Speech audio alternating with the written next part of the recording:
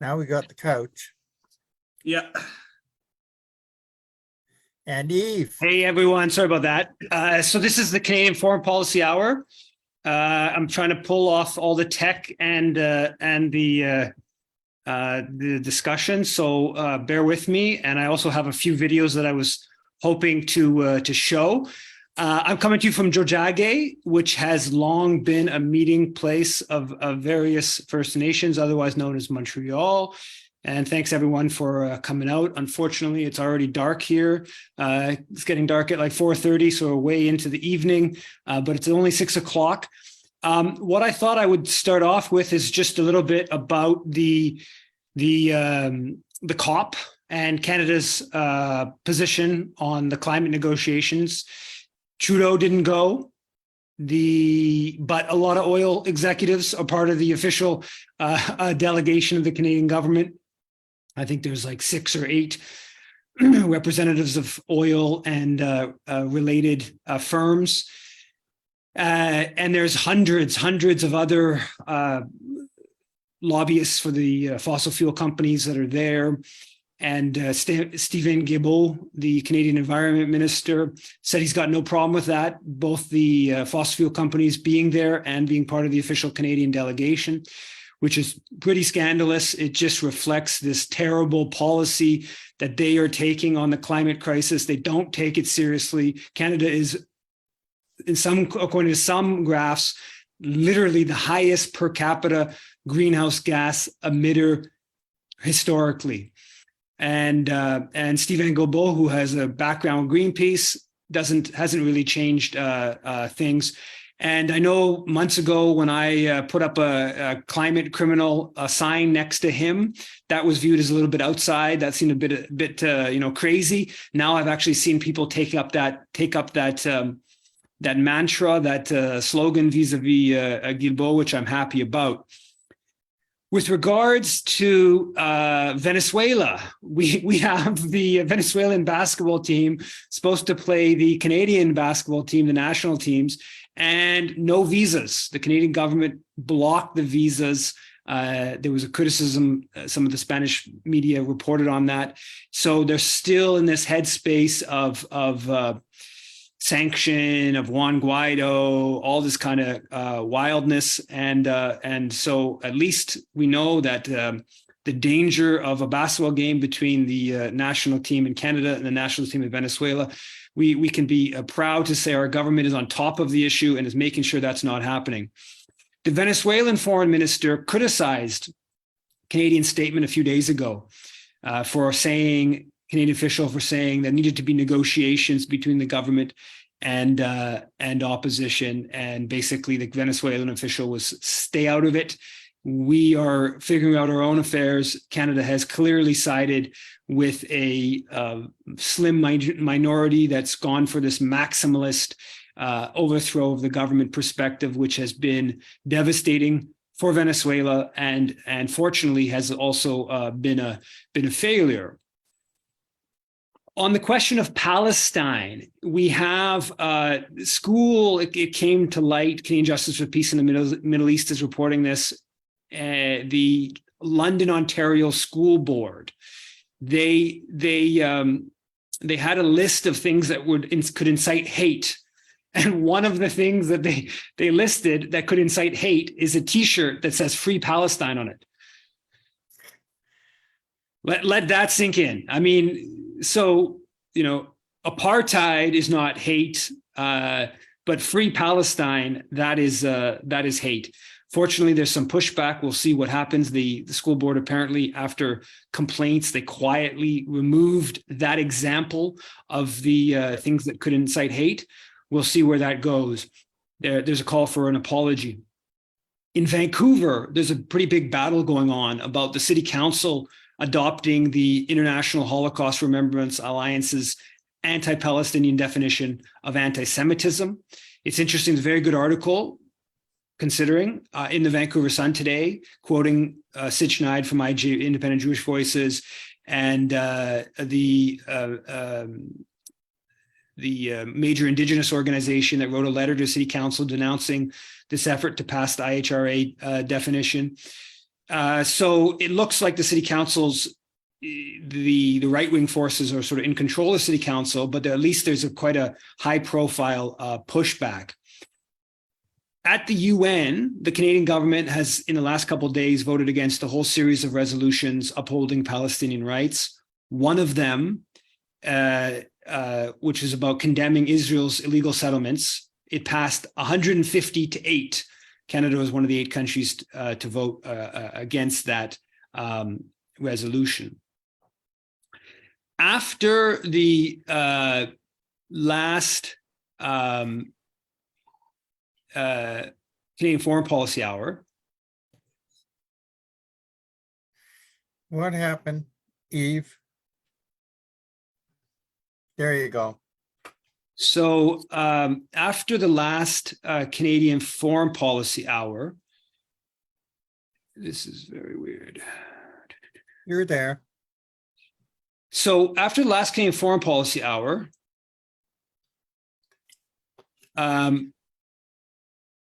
No.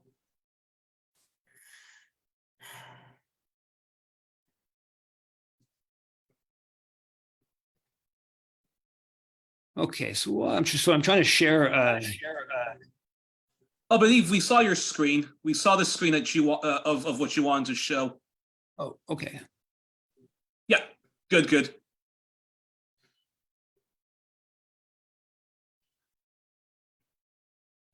Religious and ethnic supremacy in Israel. Should be, Mr. Noor, you're an anti-Palestinian bigot. You're an anti-Palestinian bigot. You promote religious and ethnic supremacy in Israel. You promote religious and ethnic supremacy in Israel. Should be, don't touch me. Don't touch me. Don't touch me. I'm not doing it. You promote free Palestine. Free Palestine! Free Palestine! Free Palestine! Free Palestine! Mr. Noor, you're an anti-Palestinian bigot. So that was just after, that's why I had to hurry off of the Canadian Foreign Policy Hour last week. Hillel Noor, who is the executive director of UN Watch, who is a staunch anti-Palestinian, he was speaking, and I went to his event to interrupt him to do that. What happened was pretty remarkable, quite frankly. I was grabbed by somebody in the audience immediately.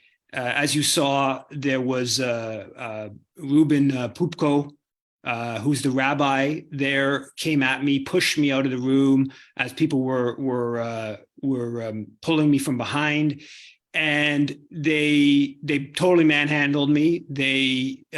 Pupko punched me very hard in the stomach. Like in my whole life, I've never had a punch telegraphed longer than that. I was being held from behind, and he just wailed at me in my stomach.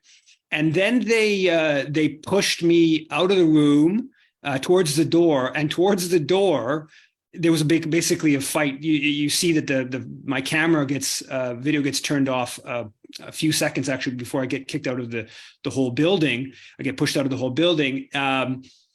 They're basically trying to get at my camera, my video, my phone.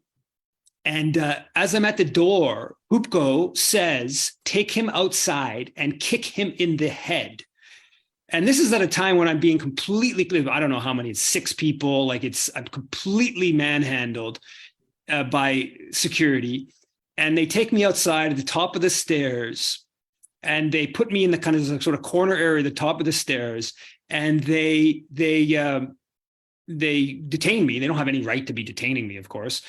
They demand my ID. They take my wallet. They obviously have my phone. They'd taken my phone just before outside of the building. It's about a minute into being detained in the corner, one of them, this younger guy, 30-ish, decides that I should be sitting down and just basically takes me and chucks me to the ground. A couple minutes later, some other guy comes out. You see it, the guy in a blue shirt in the video. He comes outside. He wasn't outside. he was presumably still in the room, comes outside and starts mumbling and ranting about how I had punched his rabbi, Pupko, presumably is what he's claiming, and then walks over and while I'm sitting down and basically blocked in the corner and punches me in the head. You might be able to see this little mark, this red mark still a week later, the red mark on my head. That's from this guy punching me in the head. And then he gets pulled back by the security, and then he stands there and he keeps like kind of ranting and tries to come at me again. This isn't like me in a position where I could defend myself. This is me surrounded by 6 big dudes sitting down.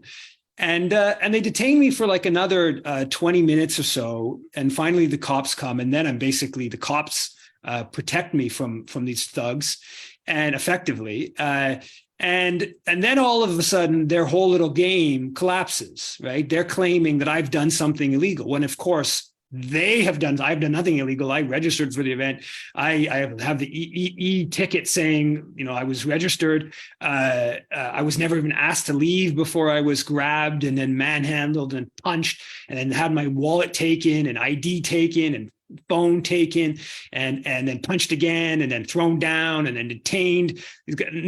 All this is completely illegal. Putting their hands on me is illegal when I'm just raising my voice, let alone all this other stuff.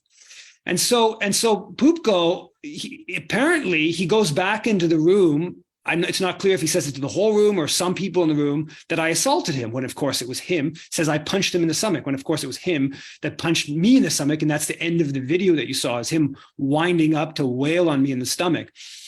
And so we get to the cops. I obviously tell my side of what happened to the cops. They still have my phone. They delete the video on my phone, and then they go to the permanent delete and permanently delete it. Fortunately, at this point, I don't know if I'm going to be able to get my video back of what happened. And fortunately, my dad downloaded a recovery program the next day and is able to recover the video. So I have that evidence that shows that they're the ones that the aggressors. Also, the Suburban, this right-wing pro-Israel guy, the Suburban, publishes an article where he talks about the how I was basically manhandled out, but then says what Pupko said to him, which was that I assaulted him. But then the article disappears within like an hour and a half, 2 hours of appearing. I have photos, I have screenshots of it all, but it disappears from their site. So presumably Pupko gets to them, or somebody, one of the organizers gets to him and says, "Hey, we're not pressing charges." The headline of the article is pressing charges against activists. And they're saying we're not pressing charges, and the reason, of course, they're not pressing charges, they would love to press charges if they had like a 5% chance of winning. They could say, "Hey, this pro-Palestinian activist came into a synagogue and assaulted a rabbi. This would be the greatest thing in the world for the Israel lobby. They would love it. They go to the media, they make a big deal about it." So even if they thought there was a small chance of winning, they would do that, of course, except if they have something to hide. And they, of course, have a lot to hide. Their assaults, multiple assaults, their detention, their theft of my property, et cetera, et cetera. Now, I know some people might question about, disrupting a political event in a synagogue. That's fair. That's a fine position to have. I have disrupted political event in a church before. And if Hillel Neuer was speaking in a mosque, I would also disrupt Hillel Neuer in a mosque. In 2018, when Hillel Neuer was given an honorary degree at McGill, a handful of us were there condemning his policies. But this was quite an experience. I mean, as people know, I've disrupted many different political figures, nothing approaching this in terms of violence. And again, this Pupko saying, "Take him outside and kick him in the head." Fortunately, they didn't do it, but this was like right out of like a mafia movie. Pretty intense kind of stuff. Dimitri Lascaris sent him a letter late the next night, saying, "Keep all that video. If you get rid of that video, we're gonna pursue you for spoilage," which I guess is a legal ruling about evidence for a case. They already tried to delete the video on my phone, which was evidence, of course. So we'll see where this all goes. Dmitry wants to launch a civil suit against them. And again, the fact that they didn't in the moment, and they have not now a week later pursued criminal charges, I think tells us all we need to know about what's on the video that they have. If they actually have video with sound, that would be amazing, because that would even catch him making that wild statement of take him outside and kick him in the head. But at minimum, they would have video, probably video inside, and almost certainly video for the outside, so they would catch big chunks of what transpired. So that was quite an experience, a little bit intense. The last night,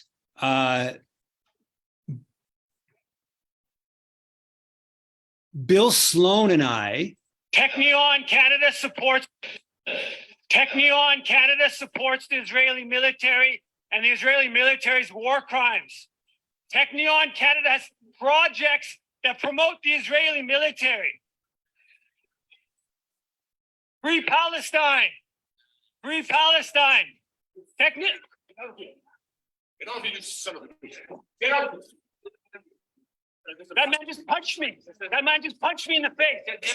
Free Palestine. Free Palestine. That man just punched me in the face. Free Palestine. Technion supports the Israeli military, Israeli war crimes. Free Palestine. That man just... Technion Canada supports the Israeli military and the Israeli military's war crimes. Technion Canada... So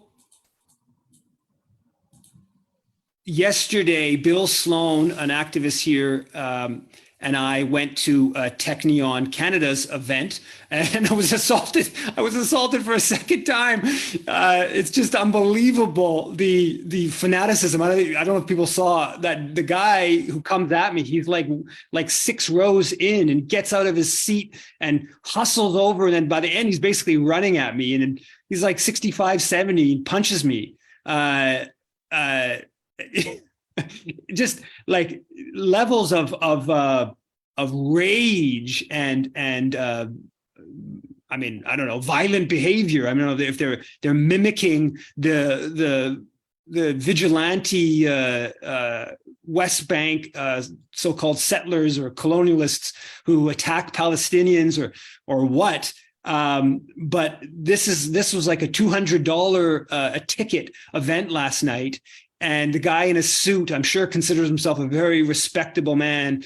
His reaction is to just, get all violent with the, a comment of Free Palestine or criticism of this charity. And Technion Canada is a charity that supports the Technion University in Israel, which is the big technological university in Israel, which has tons of projects, which is tied to the Israeli military.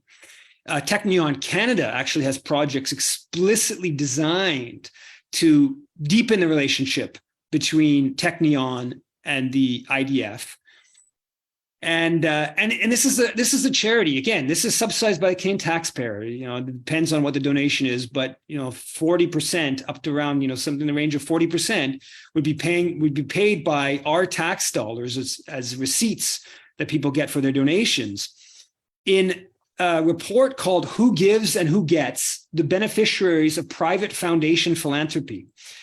I think it was released in 2021, this report, and it looked at the donations of by private foundations. $89 million was devoted to Technion between 2014 and 2018 from Canada. The biggest recipient, bigger than anything else.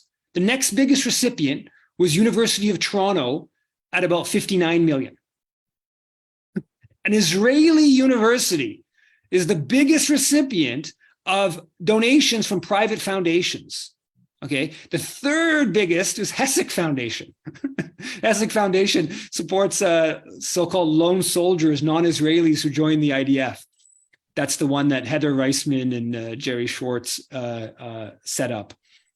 This whole question of registered charities supporting projects in Israel is a monumental political scandal. It should be a big political scandal.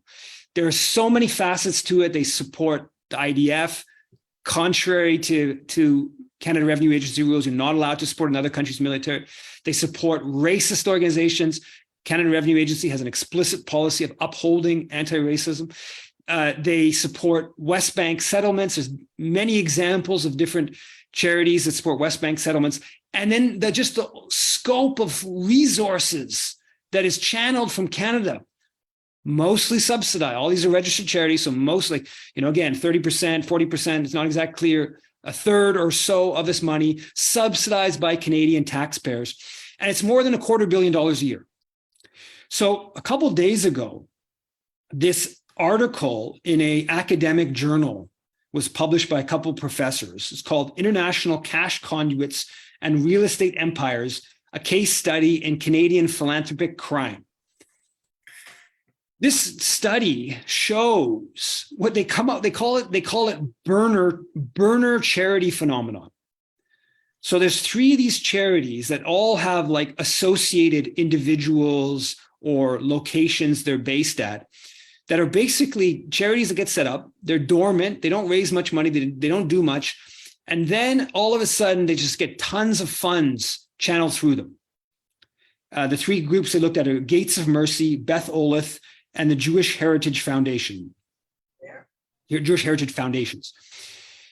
And basically, so Beth Olith lost its charitable status in 2019. It basically didn't have any money. And then over a couple of years was channeling $30 million, mostly to Israel. And it was found to be supporting settlement projects, to be supporting the IDF, and to have completely sketchy bookkeeping questions. And so it lost its charitable status.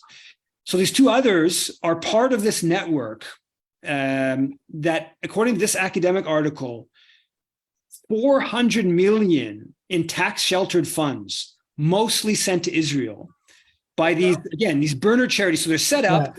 They know that eventually the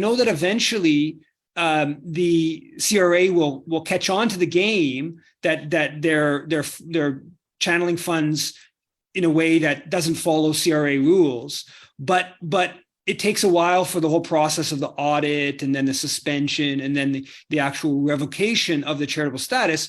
So they've sort of set up a number of these charities, I put it like a burner charity, to prolong the process and to enable more money to be funneled to projects mostly in Israel, not entirely, and again subsidized by the Canadian taxpayer. So this whole question of registered Canadian charities and funding Israel, I think it's the biggest, most important way in which Canada supports Palestinian dispossession. It's been going on for a long time, certainly since '67, when the Canada Revenue Agency brought in the modern charity rules with tax deductions and whatnot. And it's a huge issue that deserves a whole lot more attention.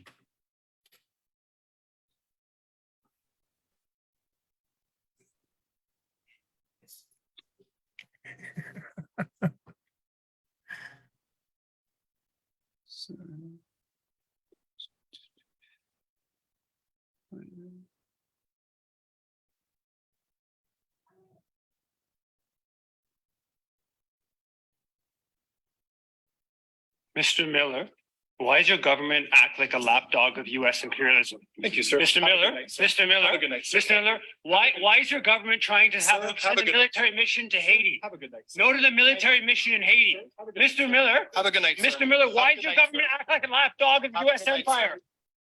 Mr. Miller.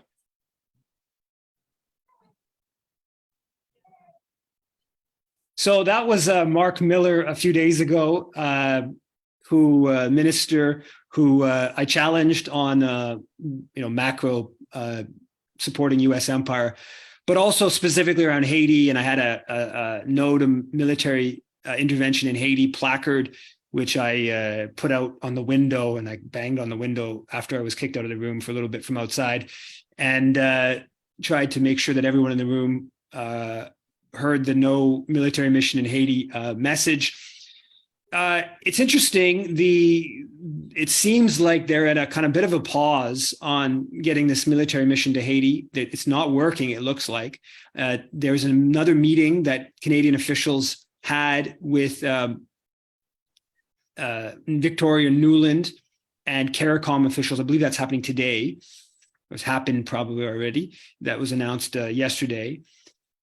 And also they brought in another sanction. They sanctioned Jimmy Cherizier's so-called barbecue, the most widely cited gang leader in Haiti. And there's one interesting thing that I'd say developing on the Haiti issue is that Policy thing. Back and forth. They're No, listening. just listening. Oh, Richard, can you mute? Richard, you need to mute yourself. Pardon? You need to mute yourself Richard. because it was cutting into Eve's thing. How do I mute? So the one thing that's interesting a bit about the Haiti thing, there's quite a, for the corporate media, pretty good story in the Gazette a few days ago. The first time I think where I've seen like some of the images coming from Port-au-Prince of like this one was a coffin with the American, French, and Canadian flags on it. And they actually had a pretty big image of that in the Gazette next to a long article, kind of an op-ed from a woman of Haitian descent who's a columnist for the paper.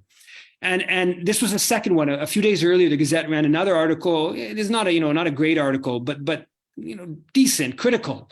An article that was from Martine Saint-Victor, who actually hosted the discussion between Melanie Joly and Blinken, Anthony Blinken, when he was here a few weeks ago. And again, it was critical piece. What I thought it was a little bit interesting about this versus previous with the Gazette, at least, is that I think that it's really Black Lives Matters protests is part of what sort of opened up the space for the Gazette to feel pressure to have Black columnists. And it's interesting to see how I think that has now, in the case of the Haiti issue, in Montreal at least, obviously the Black community is predominantly, or the biggest historic, medium, not historic, long time, but recent, there's now bigger, African immigrant communities, but Haitian community has been the biggest Black community in Montreal for most of the past, since the 1970s.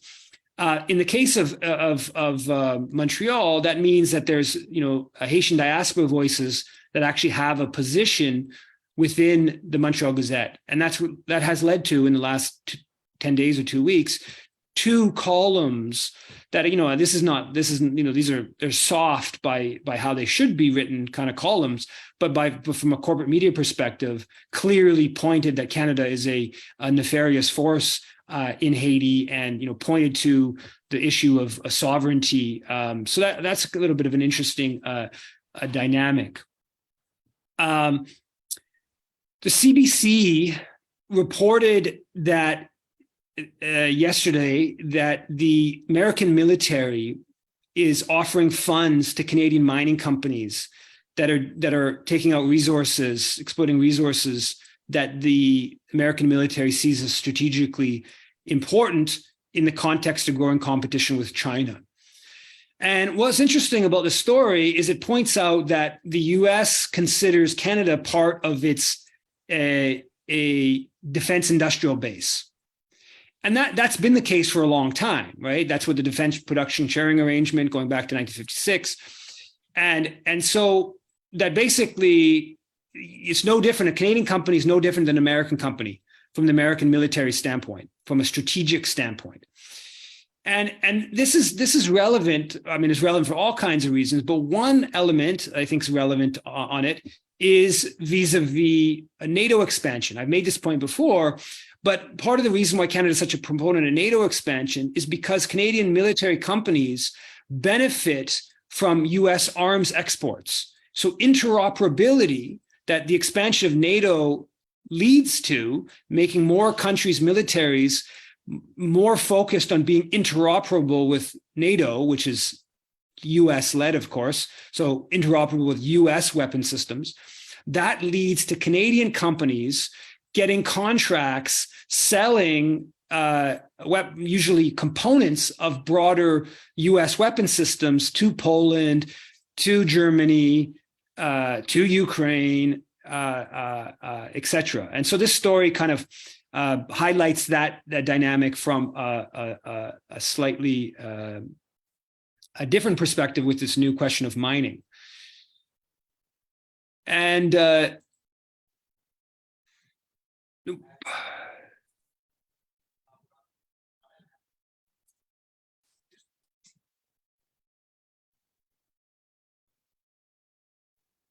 Rodriguez, why do you call for negotiations? Why didn't your government support a UN resolution? Why did they vote against the UN resolution condemning Nazism and neo-Nazism? Mr. Rodriguez!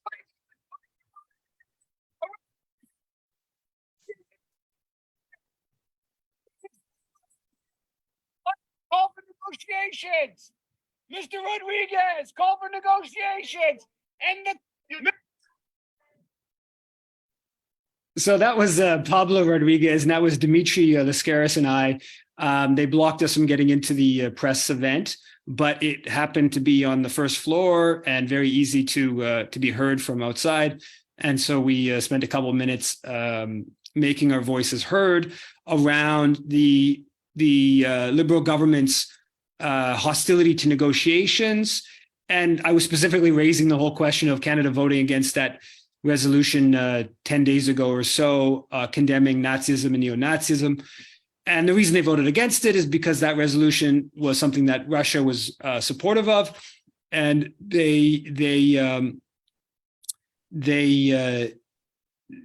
it's viewed as sort of targeting the Azov battalion and the neo-Nazi forces within the security and military apparatus in Ukraine. But the Canadian government's so far down the path of Russia, everything Russia is bad, everything Ukraine is good, that they don't even want to support a UN resolution condemning Nazism and neo-Nazism.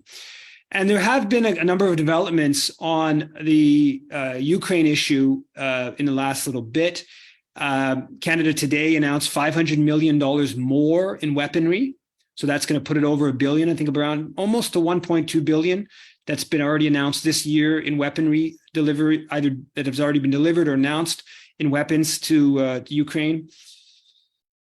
And it's interesting, there was a poll showing that actually there's lots of Canadian support. The public is generally behind this Canadian support for Ukraine. It's now getting towards $4 billion this year in total in military and other forms of support. And so that's pretty remarkable. From the standpoint of popular support, I mean, I think that it makes sense to me that the population is supportive of what's going on, because the media has been so one-sided, and you can even make a good case that there's a certain element, it's almost kind of, it's honorable. The position of support Ukraine is a honorable one in the context of such sort of ignorance of the context of what Canada's done and not done to stoke the conflict, and then not done in terms of pushing negotiations and the like. But the Passage published a story a couple of days ago saying that 96%, they looked at the editorials of major Canadian daily newspapers, 96% of them were supportive of more military and other support for Ukraine. So it's basically unanimous. The most criticism there was criticism for not doing enough, not sending more. And so it's pretty, it's a pretty, the pattern holds. The pattern we've seen now for multiple months holds. And the pattern holds on the negotiation front too. Mélanie Joly in a Radio-Canada article today is quoted saying, because she's at the G20, and so is Sergei Lavrov, her Russian counterpart. And she's quoted saying, I'm not going to have anything to do with him. I'm not going to see him. I'm trying to do everything I can to isolate, don't want to talk, no negotiations, et cetera, et cetera. And what's interesting about that is many elements interesting about it, but, so you can make a case that sending weapons and negotiate, you could do both, right? You could call for negotiations and send weapons. I mean, I think they go in the different directions, but you could do that.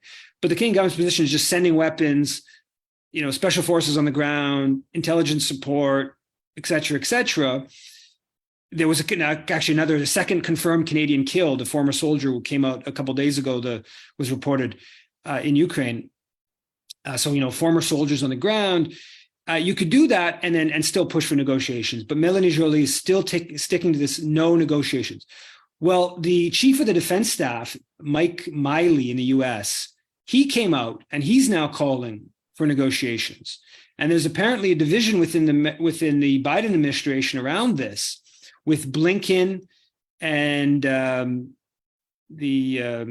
Sullivan, I believe, the head security advisor, opposed to negotiations, but now the head of the American military saying is supportive of negotiations. So Joly is apparently sticking with the most hardline elements in the U.S. administration.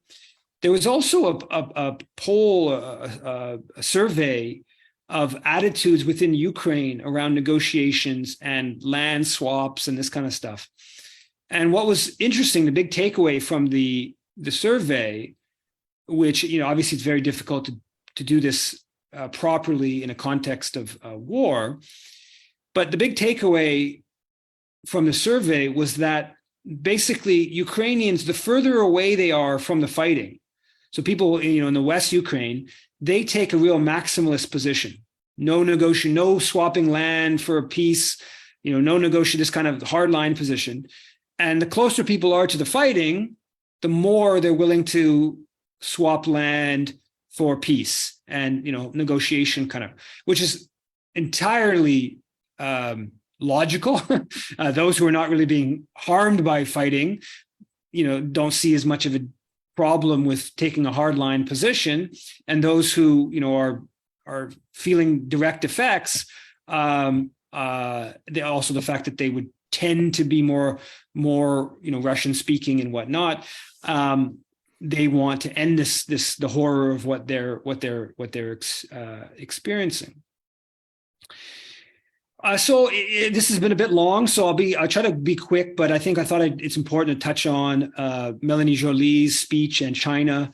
We're going to see this Asia Pacific, what are they calling it? Asia Pacific, it's not manifesto, but the plan position of the Canadian government is going to be coming down in a couple, I think in coming days and a couple weeks. And Joly had a speech, I think it was on Wednesday or Thursday of last week, where she kind of hinted at some of what's going to be in this policy paper.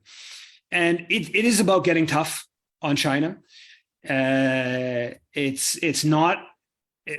appears it's not as tough as Chrystia Freeland wants to get. And the sort of friend-shoring kind of rhetoric that she's pushing of creating a group of so-called democracies who will be focus their economic relations together and decouple from China. But it is definitely getting more tough. And there was the Global reported that apparently the CSIS is claiming that China influenced the elections in 2019. And I mean, this is stuff that CSIS people have been saying this for more than a decade, that, the Chinese are, everything would be good in this country if it wasn't for the Chinese kind of perspective. I'm completely prepared to believe that the Chinese government is spying in Canada. Obviously they are. I'm completely prepared to believe that the Chinese government has people in Canada that it views as its allies, and it tries to work with and through, if you want to frame it like that. Obviously, there's, the Chinese government has policies of soft power policies of promoting Mandarin and cultural exchange and all this kind of, there's no doubt that some of this stuff is happening, but it's just comical to frame Chinese influence in Canada is even a tenth or a hundredth probably of U.S. influence and U.S. government funding of all kinds of initiatives in this country, and the Macdonald-Laurier Institute's disinformation initiative, which is combating Russian and Chinese disinformation. It's explicitly funded by the American government and the U.S. Embassy in Ottawa. I mean, they go on about the nefarious Chinese and Russian influence while they're getting oodles of money from the American government, money from the Latvian government, from the Taiwanese. Again, these policies of having foreign registry agents where you have to, getting funding from foreign government has to be registered and stuff. I'm not opposed to that if it's taken seriously. And, the Israel lobby groups that are basically echoing Israeli policy also have to be registered, and all the groups tied in with American money have to be registered, et cetera, et cetera. In the Globe today, to get a sense of where the sort of the push coming on Joly and the Asia Pacific policy is coming, the Globe and Mail has a column today, and it's framed, of course, as that we got to protect ourselves from the authoritarian China. What they calls for a quote, a ban on the export of any high-tech equipment to China. That's a pretty big ban, export of any high-tech equipment. And the other thing it calls for, which is particularly contradictory, considering we're supposed to be scared of these Chinese authoritarianism, calls for a, quote, life in prison penalty for any citizen or resident found guilty of passing off intelligence to Beijing. And this is the sort of, McCarthyite witch hunt. It's obviously going to particularly target the Chinese community. And this is where we're going. And this is, fortunately, Melanie Joly is a little bit more sober than Chrystia Freeland. And certainly then the Conservative Party, who are taking even more hawkish positions on this. But this is where we're going now. On Friday, the November 18th, just to mention anyone who's in Montreal, there's going to be a rally in front of Justin Trudeau's office commemorating the Bataille de Vertières, the Haitian Revolution, the final battle where they expelled the French. That's November 18th. That's a national holiday in Haiti, and there's going to be a rally in front of Trudeau's office. And also just to say again that between November 22nd and December 1st, I'll be doing about 7 or 8 events, beginning in Guelph, Toronto, London, Ontario, then Nanaimo, Victoria, Duncan, Powell River, Vancouver. On my website, you can find the tour. It's up at the top of the site. Maybe somebody can put it in the chat, the book tour details. And I invite everyone to come out if you can, and also just to spread the word about those events. Some of the events are about the Stand On Guard for Whom, a People's History of Canadian Military, and some of the events are going to be about the ugly Canadian, Justin Trudeau's foreign policy. And go ahead. I'm seeing the hands this time properly. So go ahead, Yuri. Thanks, Evan. Glad to see that you're in one piece. Judging by the description that you did in the article, I thought she would be, much more banged up, but you seem all right. I glued the glasses back together, so they're probably not going to last long. But they busted my glasses as well. Hey, my hat's off. Hardly noticeable. Well, my then. Question. Well, two quick questions because I want to give time to other people. Then is on your website you often describe yourself when you respond to your critics as a journalist. but you're also very much an activist, like a proper activist. So when you do, you know, go to some of these press conferences and stuff like that to speak truth to power as an activist, is there ever a time that you think maybe I shouldn't do that and just be the, you know, journalist and try to just, you know, verbally, you know, attack the the lying politicians and warmongers hate on? Or No, not really. I mean, I've been one example comes to mind. Elizabeth May, during the election in 2019, she did a press conference here, actually not far from where I live in Montreal. And I went there and I kind of, you know, I sat through the whole press conference and I just asked the question at the end. And I didn't, you know, feel the need, I didn't, you know, disrupt it per se. And that was kind of based upon, you know, I think she's, you know, her politics are different. Same thing with like Alexandre Boulris. The one thing where I saw him at a demonstration here in Montreal, I just asked him kind of questions about Ukraine and Russia.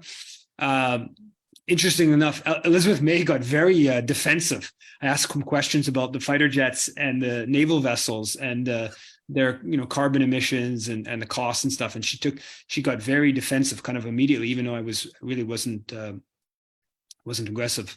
No, I mean, I think that like there's enough journalists who just sit back and listen to these politicians, quite frankly. I mean, you know, I think the best quote from Karl Marx is the philosophers have interpreted the world in many ways. The point, however, is to change it. That's I think far more important than I don't know what you would call that, but disconnected journalism. And then given you know that you got that, you know, the most recent disruptions, you know, you got roughed up a bit. Well, no, you got very much roughed up, not a little bit. But then advice to give to other people who want to get involved in independent journalism or want to do the kind of activism you do is what advice would you give, speaking of Israel, what advice would you give to people who might at first start to, you know, speak out against Israel, but then when you get like a barrage of like, you know, like hate mail and verbal abuse, you know, and the slanders, it makes people sometimes think twice then about getting into, you know, journalism like that or activism like that. What advice would you give to them to not you know, run away and hide, but just to try to develop a thick skin and continue? Yeah, I mean, I think the first thing is just to know that that's the intent. The intent of it all is to shut you up and to accept injustice. That's the intent of the anti-Semitism smears. Overwhelmingly, that's the intent of the, you know, so much of the criticism. That's first part. And the second part, I mean, is like, it's not fun to be smeared. It's certainly not fun. I mean, in the incident with Pupko and the Hillel Neuer event, that was scary. The second incident that wasn't really scary. I mean, it was the guy punched me in the head, but it was not very hard punch and it was all pretty quick. And I had somebody else there with me and, you know, a series of factors that the Pupko thing really was scary. I mean, they really had total control over me. And they, like, I mean, when he's saying like, take him outside and kick him in the head, that's like, I kind of knew that was probably not going to happen, but I wasn't sure that was not going to happen. And, you know, if you start doing that, what can, you know, right. But yeah, I mean, you know, like this is at the total extreme. I've been involved in this stuff. Yeah, I had an incident with JDL people at a demo in Toronto in 2014 where they broke my bike and they spat on me and some stuff. But that was, you know, like that was a little bit intense, but what happened on last Monday was, you know, far, far more intense than that.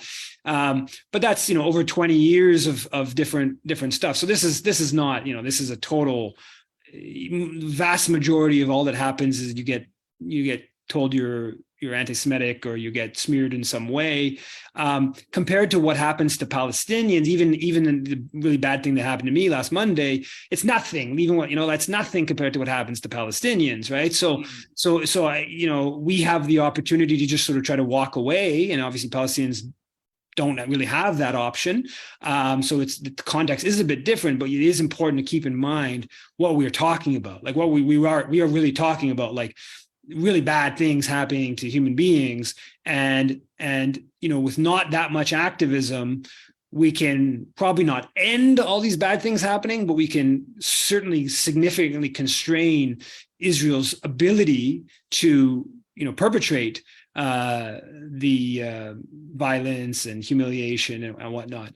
The activism we're doing already does constrain to some extent. Obviously, it's, a lot more is needed, but so I think that perspective is also important about like what's on the line, right? But so go ahead, Laurel. Or I have Laurel first in my thing, but go ahead, Laurel. Laurel is first. Need to unmute yourself, Laurel. Still muted. Okay. Yeah, perfect. Okay. Can you hear me? Yeah. Yeah. Okay.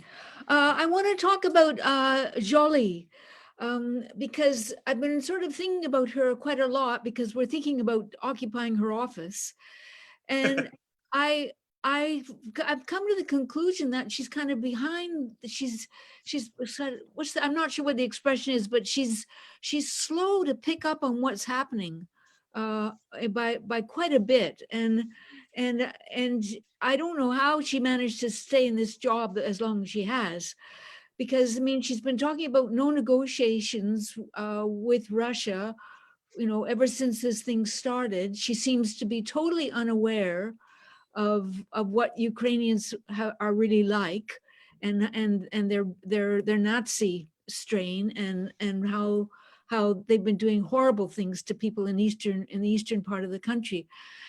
And I'm wondering what on earth she's going to do now that, as you said, Mark Milley and others in the Biden administration are talking about negotiation. I think that's a sign that the United States sees the writing on the wall. Russia is determined. It's going to defeat the Ukrainians. They're going to get control of that country. There's no way that the Americans can stop them. And so the U.S. wants out, and would it wants to move its attention to China perhaps, and do other things. But anyway, they are not going to fight the Russians because they can't win. And so I'm wondering what on earth she's going to do when the Americans say, let's negotiate and put an end to this war. And I was wondering what you thought. Yeah, I mean, I don't, as we've had discussion before, I don't agree with your assessment of Russia winning and stuff like that. I think that Russia's not doing well in this war. I mean, I think our media exaggerates how badly that situation is, but from a Russian perspective, but I think Russia is clearly not doing well.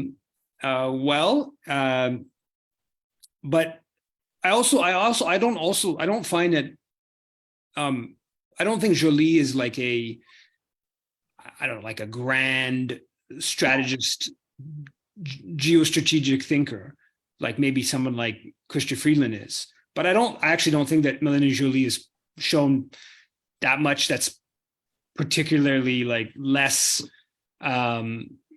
aware than the previous. I don't think François-Philippe Champagne was a particularly like knowledgeable global thinker, or the astronaut there, whatever his name was, or even going back like to someone like Pierre Pettigrew, who I interacted with back in like 2004. There's a lot. It's the individual. I find that Jolie kind of like as a communicator of ideas that I don't agree with, and as sort of sticking to her points. I actually think she's not bad at what she's doing. I don't think she's doing a bad job. I mean, I don't agree with what she's doing, but I don't think that and so, but from her perspective, it's easy just to shift over to being. They'll just go along with negotiations. I mean, when the Blinken administration gets behind that, the Canadian government will flip in that direction. I think the Canadian government is going to be always, so long as something changes, is going to be a drag on the negotiations. Like it's not going to be, there's at times where Canada has strengthened the hand of the less hawkish elements of the U.S. government, and by having Canada there that can be a positive and strengthen the hand of less hawkish elements. In this case, it's going probably right till the end, going to be aligned more with the more hawkish elements within the U.S. on the question of Ukraine, Russia, and there's all kinds of reasons for that. That's not the case on China, right? Jolie's on the other side of that question on China. She's on the more sober elements of the American administration, but everything from the big Ukrainian community to there's all kinds of factors that explain the Russia question. I don't think that's. I mean, there's not going to be any cost, right? Jolie's not going to face any major political cost for what she's done. I mean, unfortunately, that's just the likely scenario, right? We're not seeing any cost for taking a position of no negotiations, which has essentially been Canadian government position since before. That didn't start February 24th. From before, when there was like a period where negotiations would have been even more effective, the Canadian government position was essentially NATO expansion. Yeah. We don't care about the Minsk Accord, etc. So that's the Canadian government's position, and the NDP position as the first phase manifestation of political cost for a political party is what the opposition parties are saying. The NDP position is get more tough on Russia. Yeah. Right. So Melanie Joly is only facing in the here and now. Is only facing pressure from the other side. So that's just the reality of where things are. And, that's part of why we went and yelled at Pablo Rodriguez, Dimitri and I 3 or 4 days ago, is trying to create a little bit of this pushback of there's people saying that you should be pushing for negotiations. There's people saying that you shouldn't just send more weapons and fuel the conflict forever. I don't. Jolie is not worried about the political consequences for her career from what she's doing on Russia, Ukraine. Yeah. Okay. Yeah. Laura? Well, I'm going to leave in a couple of minutes, Steve. I was just wondering if you could tell us what are the legal implications of this disruptions you do? Like, is there any legal basis where you could be arrested or charged for, I don't know, disrupting the peace, or I don't know what? Like, are there no bounds to which a person can go and disrupt the meeting? No, they have, my understanding, and I think there is some gray area here where what's the term? Not disrupting the peace, but there's some gray area. But basically, they have, if I stand up and I say something that is viewed as out of order by the organizers of an event, they have every right to say, leave. If I was to have gotten up and ran at somebody, they have every right to tackle me and to take physical measures in proportion with any physical measures that I've taken. When I'm just standing up and raising my voice, they have the right to say, you're no longer welcome. This is a private space. Leave. If I don't leave, they have the right to call the police, who can then come say, you're trespassing. Leave. If I still don't leave, they have the right to detain me, and the police have the right to detain me and physically remove me.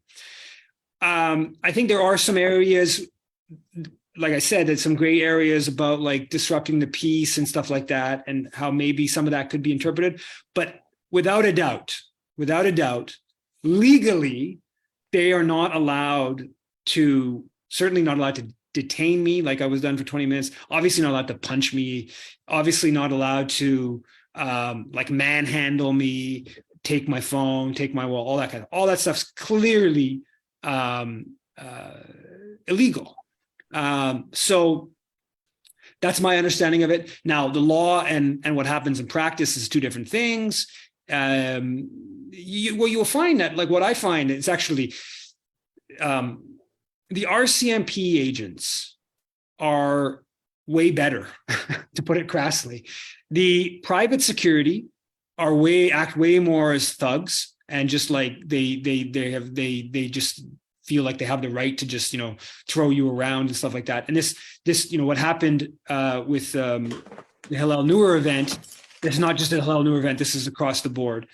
The RCMP agents that are, with Trudeau, most obviously, because he has a lot of them, they are way more,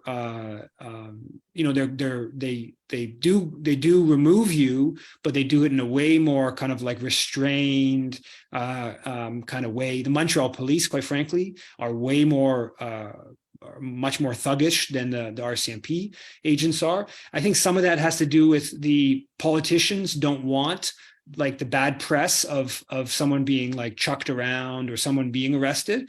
They prefer just a sort of more smooth removal. So the RCMP agents are a bit more sensitive to the sort of political optics.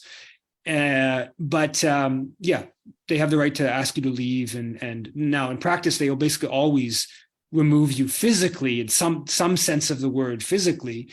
But obviously what happened with Hillel Neuer is, way, way, way beyond the norm. Thanks. But if there's no more questions, comments, it's already past 7 o'clock, and I'm very proud of myself for having figured out some of this technology and doing the sharing of the videos relatively smoothly. But do you want me to read you 3 questions that were in the chat though, Eve? Oh, sure. Maybe I won't answer them all, but go for it. Okay, well, this is a quick one. Somebody asked who was the guy who protested at the Poppy Day service in Ottawa about that, and then this is a general question.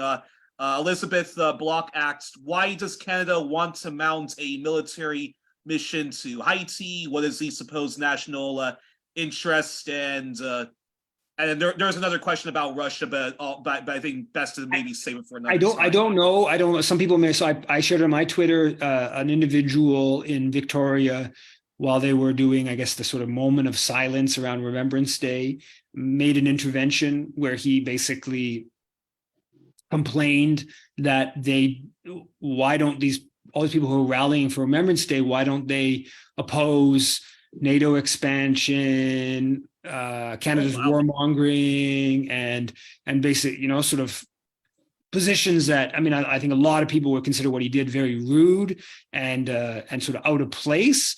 I think it's quite frankly appropriate. Again, I agree it is rude, but there's some hard truths that people need to hear, which is that Remembrance Day is mostly just a moment of martial patriotism that glorifies our side and says nothing about those who we've killed. Our soldiers are great soldiers who apparently were protecting our democracy when they occupied Afghanistan and bombed Libya and bombed Serbia and bombed Iraq in the early 90s. Apparently they were defending our democracy and our freedom. But yeah, so I don't know who the individual was. With regards to the Haiti, like the why question, it's a hard one to answer in the sense that they want to dominate the place. That's just like, you could say like, why do they want to dominate it? Doesn't have much resources, like what's the sort of economic motivation? I think, there's a good case to be made that the economic motivation doesn't add up. It doesn't add up. Haiti's entire economy is probably, twice as big as University of Toronto, or 3 times as big as University of Toronto's economy or budget or whatever.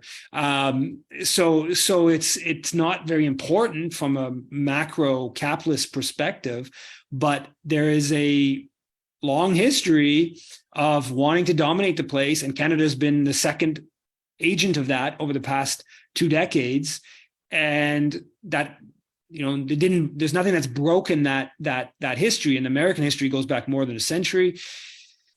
There are economic interests at the level of like cheap labor. That's the main thing that Haiti is a hub of cheap labor.